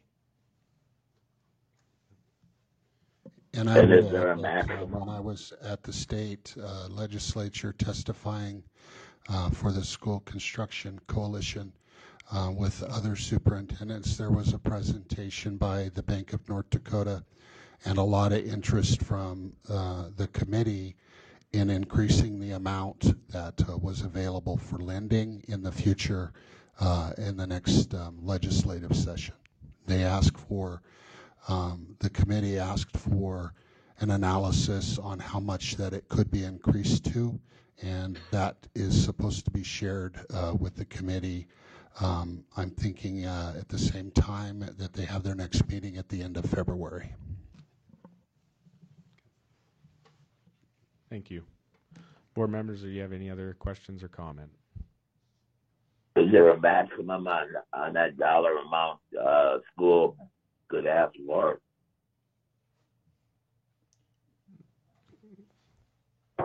No, there is not. No, there's no maximum. It's just based on what's available. So, I mean, you could get everything that's available. They have a scoring criteria. You could get all that is available, but there is no maximum if there was that availability. Okay. Thank you. And just one last comment. I believe now you can actually use it for refunding bonds too. Again, obviously availability is an issue, but hopefully if it does grow, there might be that opportunity for schools to use it to refund existing debt to a lower interest rate. I'll just throw that out there. Thank you for sharing that. Board members, any other questions or comment? Paula, will you go ahead and call the roll? Casmer, Aye. Junt, Aye. Wolfstead, Yes. Williams, Aye. Wheeler, Aye. Renner. Aye. Motion passes 6-0. The next agenda item would be to designate the business manager, board president, and board vice president as the dedicated individuals as the signatories on all bank accounts for the 2023-2024 fiscal year. What's the board's wishes here? Mr. Chairman, I'd move to designate Mr. Kent Anderson, Mr. Kyle Renner, Mr. Chris Wallstead as the designated individuals as signatories on all bank accounts for the 23-24 fiscal year. Okay, motion by Mr. Junt. Is there a second? Second. Seconded by Mrs. Williams. Any discussion? Paula, will you go ahead and call the roll? Junt, Aye. Wallstead, Yes. Williams, Aye. Wheeler, Aye. Casmer, Aye. Renner. Aye. Motion passes 6-0. The next agenda item would be public communicating with the public. Public participation at board meetings is governed by the district policy BCBA. Meetings of the board are conducted for the purpose of carrying on the business of the schools and therefore not public meetings, but meetings held in public. Although there is no legal requirement that the public be given an opportunity to speak at board meetings, it is the policy of this board to afford that opportunity in accordance with the following procedures. Only items on the published board agenda will be discussed at any meeting of the board unless the superintendent or a board member requests additional information to the agenda of a regular meeting and the board members present approve in accordance with board policy. No individual may speak more than once. Please state your name for the record. State the agenda item you're speaking to. Comments will be limited to no more than 3 minutes per individual. Public comment will be limited to no more than 30 minutes in total. This board has adopted policies governing patron complaints. The public is required to seek redress through these policies. The public will be prevented from commenting on a topic if it is first governed by a district complaint policy and the complainant has not followed the procedure contained in policy and or the policy prohibits the public from bringing the complainant before the board. 2, concerns a topic that is prohibited by state law from disclosure to the public, such as a student's educational record. Undue interruption or the interference with the orderly conduct of a board business cannot be allowed. Defamatory or abusive remarks are always out of order. The presiding officer may terminate the speaker's privilege of address if, after being called to order, she or he persists in improper conduct or remarks. Furthermore, any individual who is persistently disruptive of a school board meeting may be removed from that meeting by order of the presiding officer. So if there's anyone that would like to provide public comment, please come forward and state your name and to which agenda item you're speaking to. Hi, my name is Deb Kemp, and I'm talking on 5A. I want to start first with some history. In 1950, there were 42 small school districts with 28 school buildings that people voted to form new public school district number 8, which I did attend. In 1953, District 8, this is 1953, District 8 and District 1 discussed changing the District 1 boundaries because they were so small. It passed at the local committee, which was the Williams County Reorganization Committee, then at the North Dakota State Board of Public Education. At that time, there was a law, which is no longer in place. It had to pass with the Williams County Commissioners. It failed 2-2 with one county commissioner had to remove himself. He was also on the District 8 school board. So that issue had been going on for many years. Over the years, there were annexations out of District 8, dissolutions of school districts, and even reorganization of the Grenora School District number 99. Fast forward to several years ago when everyone on the school board was involved in bringing the two school districts together.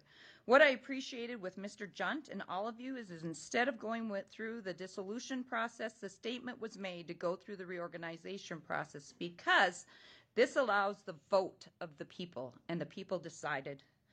Mr. Junt put in a lot of time making sure everything was correct in the reorganization plan, which was about over 80 pages long. Mr. Junt, along with the board, had the vote of the people instead of appointing someone to the school board when there was a resignation of a school board member, because you wanted the vote of the people, not just you making that decision. I've seen the strategic plan that was put in place, and the board has made sure that the school district is following this plan, especially with addressing the needs of our aging school buildings, to build a new school and to put 5th grade back into Bakken, which we just discussed tonight, or you did, not me. This board has given raises and even a bonus to the teachers since combining. Mr. Junt comes very prepared to the meetings by doing his research on each topic, and among the board there's open discussion so every board member's views are heard, even if they're different from each other. Mr. Junt started this journey since 2019, and since then it has been an uphill battle, but you have persevered as all you've wanted was a better education for all the students. Sorry. Kids always make me cry. It's easy for people to sit on the sidelines thinking they know what needs to be done when they do not understand the whole story, because you know the whole story. We don't. Thank you, Mr. Junt, for leading the way for so many years. Just remember, you were voted by the people, not once, not twice, but 3 times, with over 60% of the votes. I appreciate all of you on the board, because years ago was people just talking about how they disagree with the school board, because I've done this for a long time. Now it's dealing with social media and people being very disrespectful to you in public. This is also what our kids are going through, so if adults can't get along or stop the bullying, how do we stop the bullying, somebody said? How do we expect it to stop with our kids? How do we tell a 1st grader, stick up for your friend? Stick up for the kid that's being bullied, when as adults, we can't stop it. Respect can go a long way, as that doesn't mean we're all going to get along or all agree. You've had some emails from me with different ideas of things, but we can treat each other with respect and kindness. I've witnessed the board not always agreeing on everything, but I do appreciate how you have come together. when About you 20 need to. seconds, Deb. Okay. Thank you for your service, and we appreciate all that you are doing in this very, very trying time. Thank you.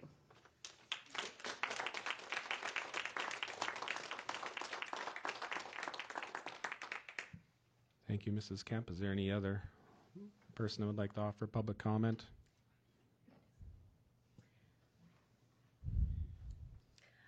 First, my name is Abby Axman, and I'm short. I'd like to first speak on line item 4B. It's too bad we didn't pass those elementary bonds in 2019.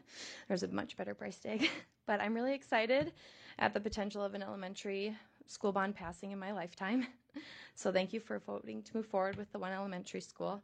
I think that inflation is really unfortunate and needs to be kept in mind as we move forward, but I think this is an exciting time for our students and we're in the right direction. And then I'd also like to speak on line item 5A regarding the conclusion of Chris Junt's presidency. Thank you, Mr. Junt. Thank you for your hard work, dedication, and grit. Since you started this venture almost 5 years ago, your legacy on the D8 board and D7 board as president will live on for the rest of time. Generations will be able to talk about the decades-old issue you helped resolve for the greater good of Williams County students, teachers, staff, and community members. We now have a united district, even if we still may disagree a little, that's okay, to better service all involved, all of Williams County, but especially our students, which you have always prioritized. You have always been thoroughly prepared for every meeting with detailed agendas and diligent research on each line item. You have always given board members the opportunity to speak freely on each subject matter and allowed for disagreements to take place. You and your fellow board members, all of you here, have created well-rounded policies to set the district up for long-term success. You helped establish a budget that has sustainability for the future. This journey started in 2019, and I'm proud that I got to start that with you in a tiny way by putting yourself out there to better the community for the kids. You have taken insane amounts of ridicule and belittling just because certain subgroups are still butthurt that the vote of the people decided the fate of D8 and D1 once and for all. Under your strong leadership, the past couple of years, and the incredible team of well-rounded school board members, I know that D7 over time will be the best district in the state. The main thing standing in the way of this district's success is our own community members, who can't let go of the past and get over the fact that District 8 and District 1 are no more. It's time to just stand united for the kids and put that behind us and work together. So thank you for all you've done as president, and we look forward to your continued success as a board member. You are very much appreciated.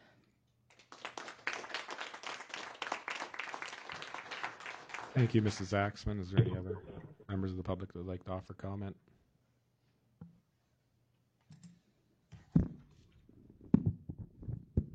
My name is Dawn Hollingsworth. This is regarding 6A, 6B public comment. There's something that the people had encountered, and this is an infraction in law made by the district. We are providing notice to you that your oaths of office are not valid. I have copies, if you end up wanting them, with Century Code and the oaths that you hold that are, again, not valid. As we read, I'll explain. So in the first part, and this is not so much as a comment as it is, providing you information. So 1, notification of elected individuals. Within the 10 days after the canvass by the school board, the business manager shall certify the individuals elected and their terms to the county superintendent of schools. Now understand, canvassing was done for the 7 board members on December 22nd, 2020.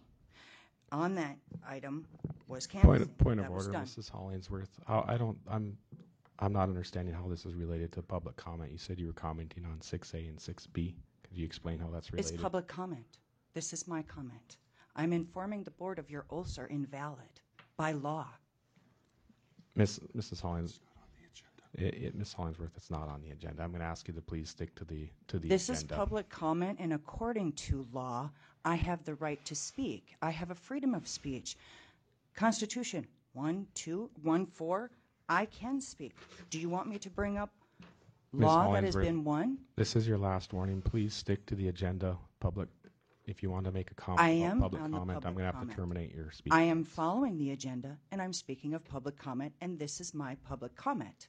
Mrs. Hollingsworth, your speaking privileges have been revoked for this meeting. Please sit down. How can you revoke them? I have the right to speak, and you are denying my First Amendment right to speak. Ms. Hollingsworth, you are out of order. Please sit down. How am I out of order? I have been very civil Ms. and kind, Hollingsworth, and I'm being very civil and kind too, and I've asked you to please sit down. you may not do that. This is my time. I have the floor for the time allotted. Mrs. You allowed us that. Please sit down. I have my First Amendment rights. You cannot strip me of those. I am not stripping you. You have. You've blatantly said it in public, and it's being recorded now. Mrs. Hollingsworth, please sit down.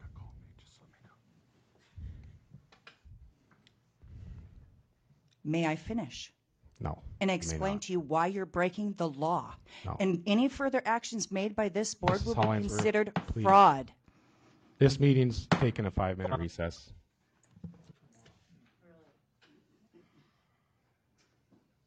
We're taking a recess because I want to make public comment.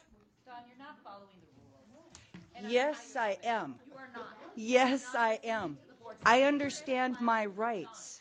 If you were in a classroom and a teacher asked you to sit in your seat and you were a student, it's being very disrespectful. And I'm not being disrespectful as I am following my amendment rights to do so and to speak, to allow people to understand that law is in violation. What line item is all that they're asking? What line item? Public comment. It is not, does not It follow is. public comment. Yes, it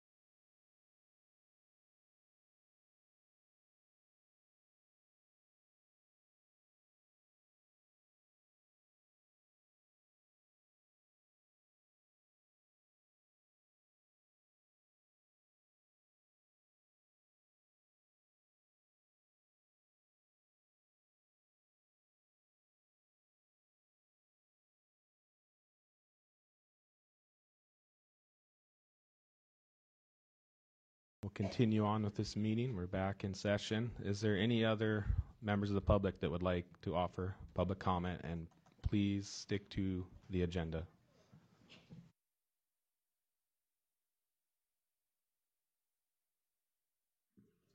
Hi.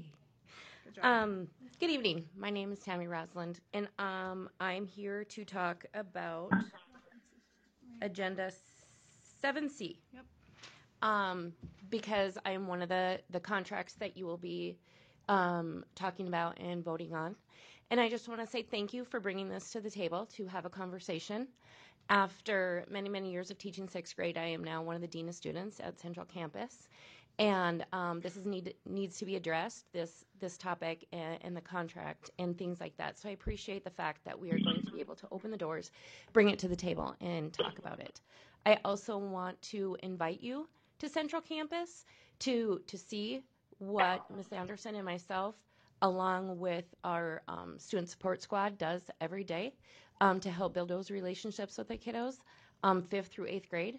There's 1,700 kids.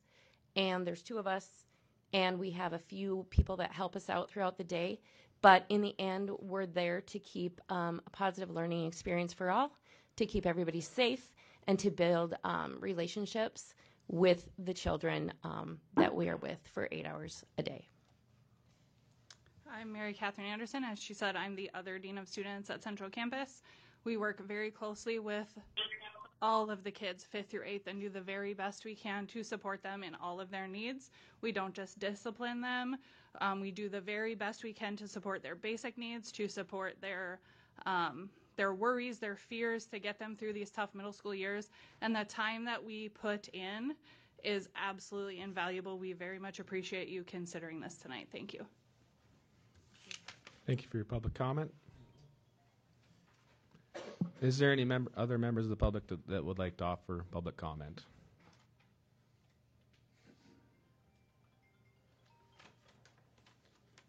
My name is Tyler Junt, and I'm speaking to Matter 5A. Just want to say thank you to everybody that participates on the board for what you do. Obviously, you can probably do the math. Chris Junt is my brother. I know a little bit what he's been through, so I can about imagine what you have all been through. It's a tough situation, and it requires tough people, so I just want to say thank you. And to my brother, I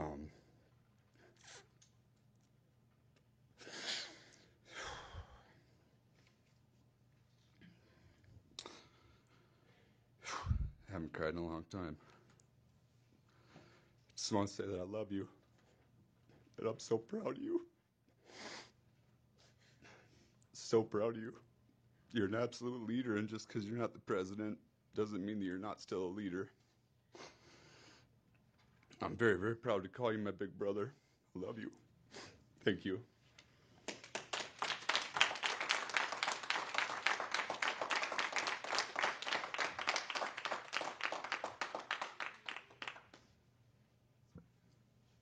Is there any other members of the public that would like to offer public comment?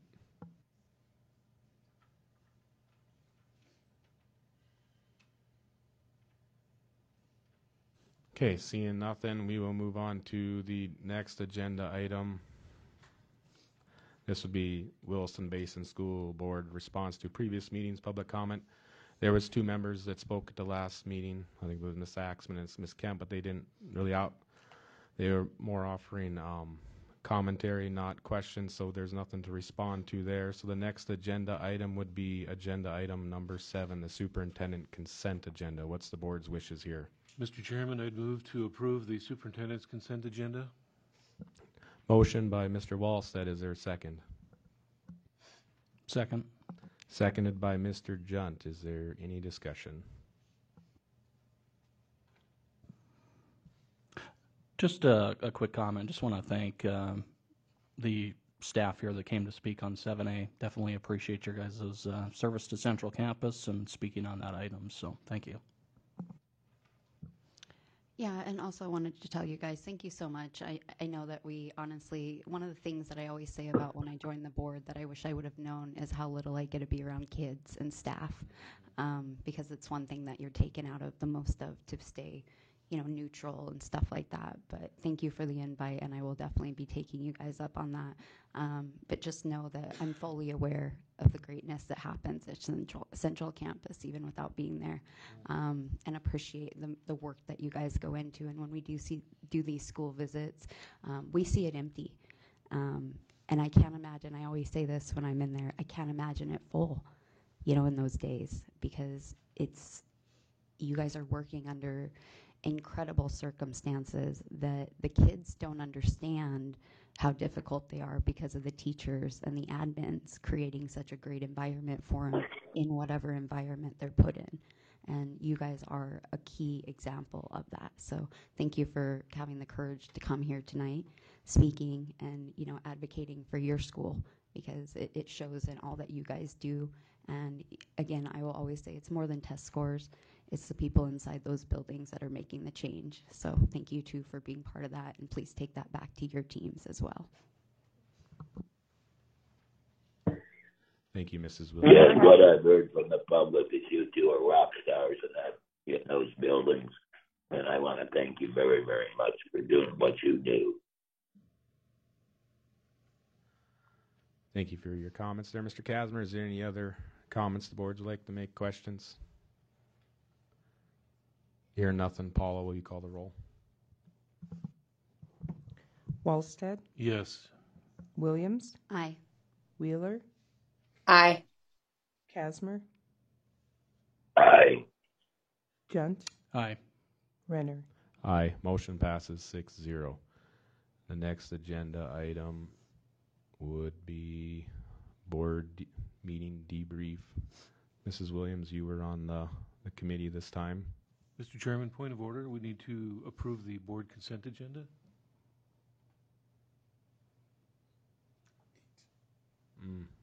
Okay, yep. Sorry. Okay. It's okay, you're new to the job. Mr. Chairman, I'd move to approve the board consent agenda as presented tonight. Okay, motion by Mr. Wallstead. Is there a second? Second. Seconded by Mr. Junt. Is there any discussion? Hearing nothing, Paula, will you call the roll? Williams, Aye. Wheeler, Aye. Kasmer, Aye. Junt, Aye. Wallstead, Yes. Renner. Aye. Motion passes 6-0. Now, on to board debrief of the meeting. Mrs. Williams, you were the one that'll lead us in this time. Yeah, so thank you guys. Just another great meeting of really good discussions about what's important. Again, we can always be distracted by other things, and they are important, but we always have to make the best decisions. And I feel like when we have these really good discussions about what's fiscally responsible, what everyone brings to the table, that shows. And so I just want to tell you guys thank you for that. And you know, just see if there was anything that anybody else, I guess, felt the need to do differently. One of the things I would like to say is to encourage the public to continually ask questions. I know it's something new that's on our agenda right now, but if you ask the questions, we are willing to answer those over the course of that 2 weeks, and then also follow that up with it in the next 2 weeks meeting so that everyone can hear the questions that have been asked. And that is something new, and I know it's going to take some getting used to, but this board is very capable and very willing to answer those questions that I feel like some people have felt maybe dismissed on. And that still goes back to being valid questions. You know, just because it's a question out there doesn't mean that we can answer them. And yeah, I guess that's kind of where I'm at with that. Mr. Chairman, if I may, just a couple comments here. So the district has been very diligent in researching the legal aspects from the reorganization plan to other issues throughout the district. And we have, in my opinion, the best legal counsel in the state of North Dakota that specializes in education law in Ms. Norby Johnner. And as a board member here, I'm going to continue to take guidance from Miss Johnner. And there's a lot of talk, whether it's on social media or whether it's in public comment, that the board's doing this, the board's doing that. This board is very thorough in investigating what needs to be done on any specific matter. And it's borderline slander and defamation at this point without any facts behind it. Any comments from any other board members? I just wanted to give an apology for not being there in person this board meeting or the last board meeting. We're always transparent. And for me to be able to extend some that transparency, just so that people understand, the last board meeting, I was in Fargo with my daughter getting medical treatment. And this board meeting, my husband had surgery last week, and he is currently bedridden, and I am caring for him. But even though I'm doing that, I am still an active participating board member. I'm still attending the meetings, even though I'm using this medium. So I just wanted to express that because I've gotten a few comments coming back to me that I am being, quote, not present, that I am not participating, and that is far from reality. And just because I'm not physically in that space does not mean that I'm not publicly participating. My camera has been off throughout this board meeting for a very specific reason, which is the fact that I have been multitasking the meeting, the agenda, the YouTube, and caring for my husband simultaneously, as well as my daughter, who I did not have staff for. So for anyone who has been sending me some very nasty messages, I wanted to express that I am present, even though I may not be in the space. Sorry, I needed to get that out there. I thank you for allowing me to do so. Yep.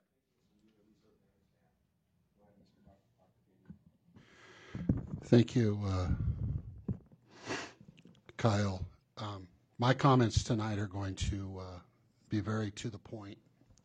There's a lot of stuff out there on social media, and I call it the platform of misinformation.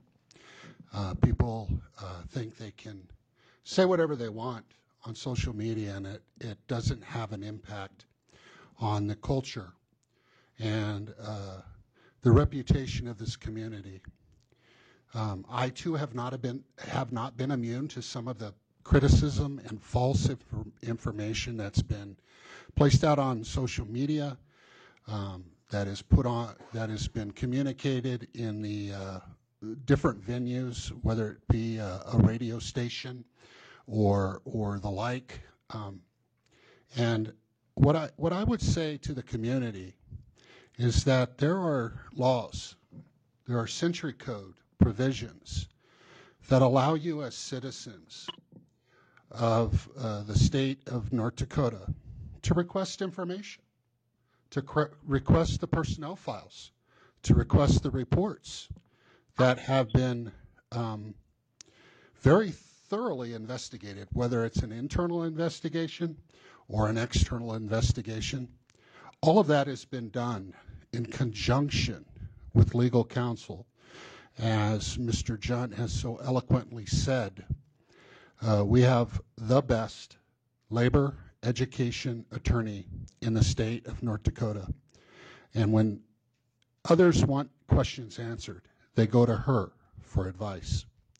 So I would encourage the folks on social media who have disagreements or have opinions to come to the district office.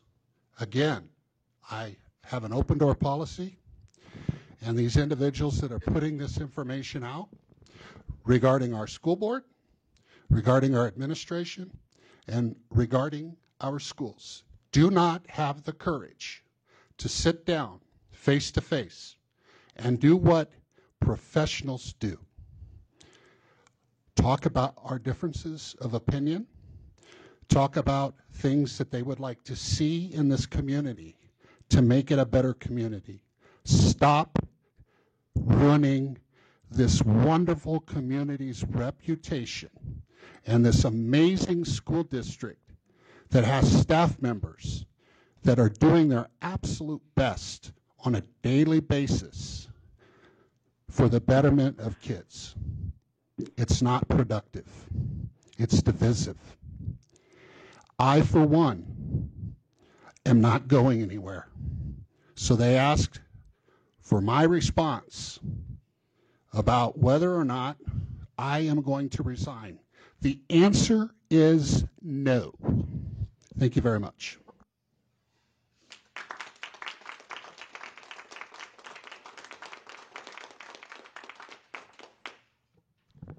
Is there any other comment from any other board members this evening? Yeah, and I would like to just put out in response to Chairman Junt's comment. When I started our board journey, Chairman Junt and I, Mrs. Johnner was the legal counsel that District 8 had hired. So we haven't brought anybody in that people haven't trusted through all processes. And, you know, as much as sometimes I understand people may not agree or understand it, we have to go higher than our knowledge at times and take that respectfully and responsibly. And she's been here the whole time, like I said, from D8 to D7. So I just want to put that out there, that there is kind of sometimes there's this misinformation that all things have been changed to benefit a certain group, which sometimes is us. And a lot of changes haven't been made in certain aspects throughout this whole process, and our legal counsel has been one of them. So I still have the full confidence in their firm, and will always look to their guidance for all things, including my tenure on this board. I mean, my tenure is up in June of this year. So if right now we're just now talking about it being irrelevant, I've made a lot of decisions with, you know, in irrelevant terms. So, you know, again, just kind of like what Dr. Faley said, you know, everybody can say whatever they want, but it doesn't always make it true, and it doesn't always make it right. So. Thank you, Mrs. Williams. Is there any other comments any board members would like to make? Yeah, I'd like to say thank you again to Mr. Junt and to those standing on this board for getting us to where we are tonight. And I think approving this bond referendum for a new elementary school is monumental. I believe it was the right step to take. We can get a win under our belt with our community. I'm encouraged by the direction of our school district, and it is the leadership of all of you that have helped get us to this place tonight. In the social media area, it is unfortunate, and this is my only comment on that, that people can make comments on social media and not be held accountable for it, whereas we on the board, if we make a comment, we are held accountable for it. So just be prudent and economical with your words on social media. Think before you hit enter. Thank you. Okay, any other comments from any other board members this evening? Hearing nothing, is there a motion to adjourn? So moved. Motion by Mr. Junt. Is there a second? Second. Seconded by Mr. Wallstead. All those in favor say aye. Aye. Opposed, Aye. same sign. This meeting is adjourned at 7:38 p.m. Thank you, everyone, and good evening. Good night.